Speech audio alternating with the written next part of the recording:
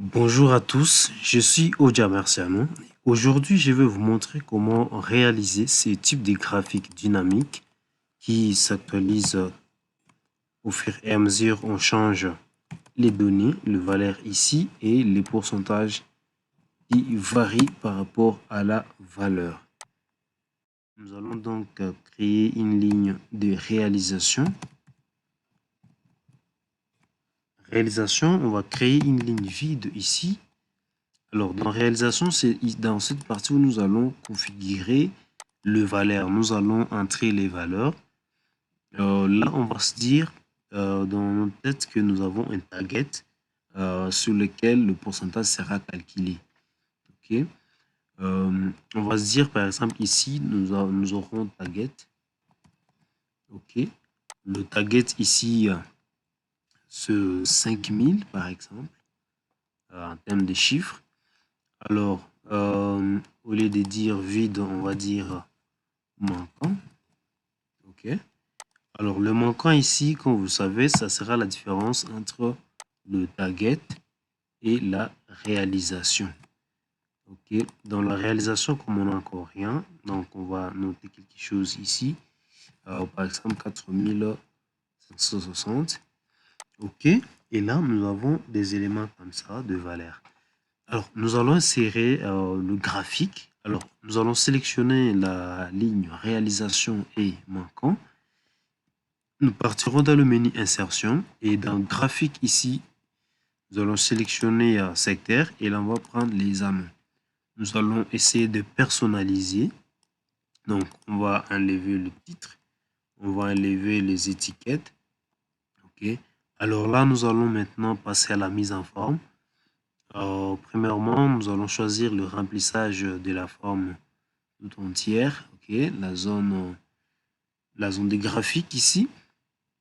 Alors pour le faire, on va sélectionner cette zone des graphiques en y cliquant dessus, mise en forme, et dans remplissage, on va choisir une couleur d'arrière-plan pour, ok, je vais garder celle-ci.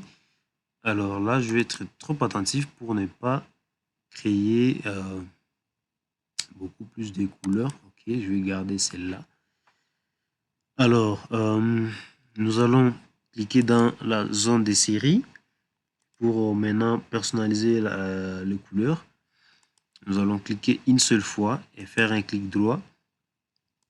Mise en forme des séries des données.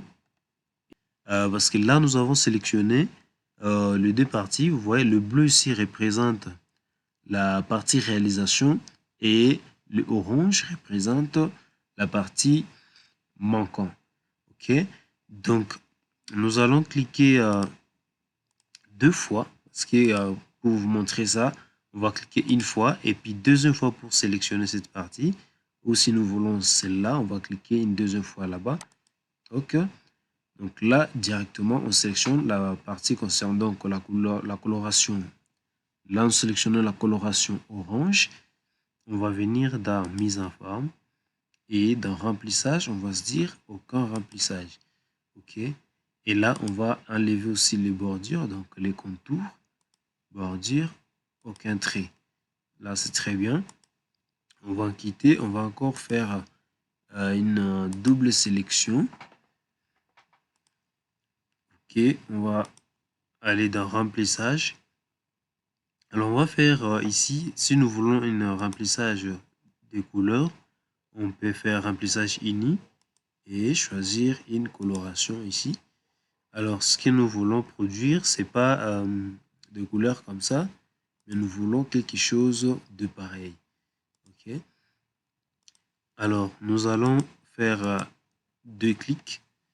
Et d'abord, on va aller dans remplissage. Au lieu de remplissage uni, nous allons maintenant cliquer sur remplissage avec image ou texture. OK. Déjà, vous voyez, comme j'avais utilisé précédemment cette texture là-bas, je vais vous montrer où vous pouvez en trouver. Donc, en cliquant sur remplissage avec image et texture, vous venez directement ici après source de l'image. Vous avez l'icône ici texture. Vous cliquez là-dessus et vous avez plusieurs styles de texture. Vous pouvez choisir celle-là. Vous voyez comment ça varie. vous choisissez. OK. Vous pouvez prendre ça. Voilà. Donc, vous choisissez le style de texture que vous souhaitez. Nous avons pris ce style-là. Très bien. Alors, on va enlever le bordir comme d'habitude. Alors, on va un peu essayer de réduire l'espace vide, l'espace à l'intérieur de l'anneau. Donc là, nous allons cliquer une fois sur l'anneau et là, dans la partie axe, option de série ici. Et là, dans l'option de série, nous allons avoir la troisième option qui est épaisseur. On va réduire l'épaisseur. OK, là c'est bien, voyons. Un peu, voilà, c'est très bien.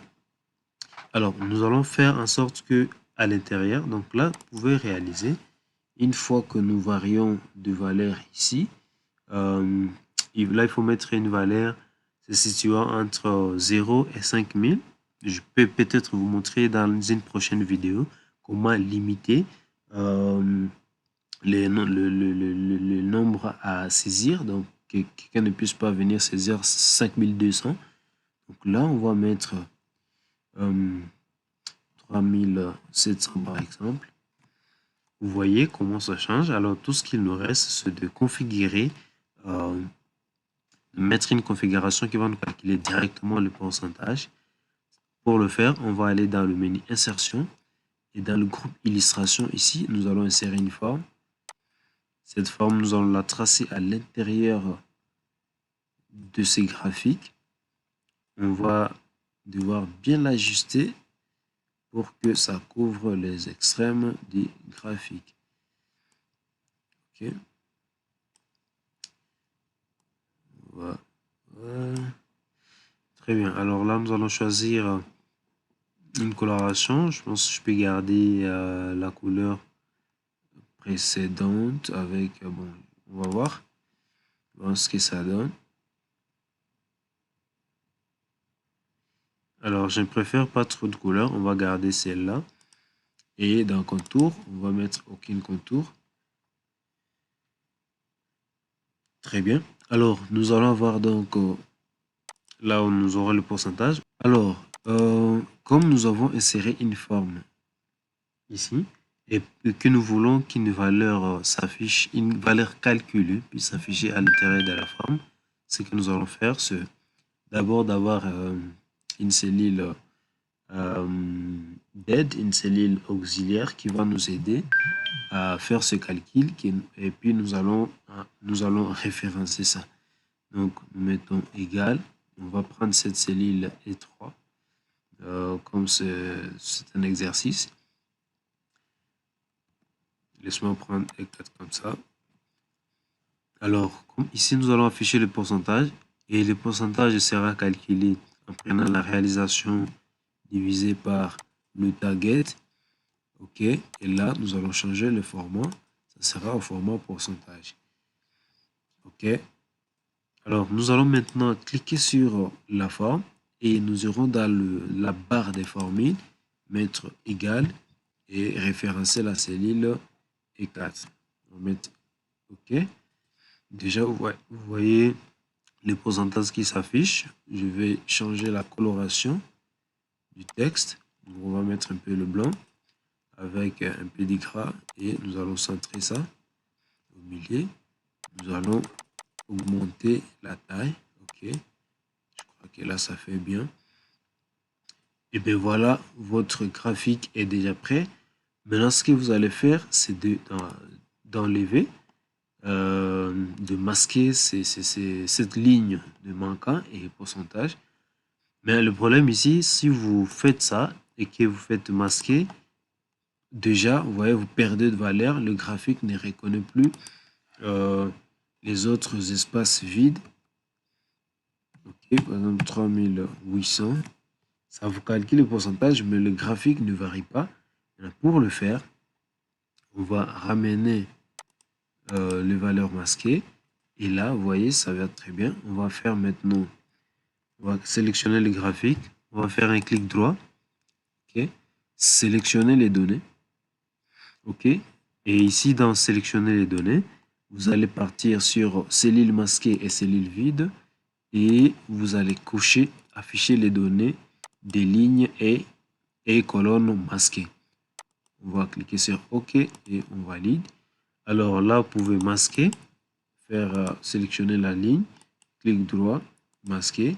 Et là, nous pouvons masquer sans problème. Donc, faites 4900. OK, vous voyez, ça calcule très bien. Voilà.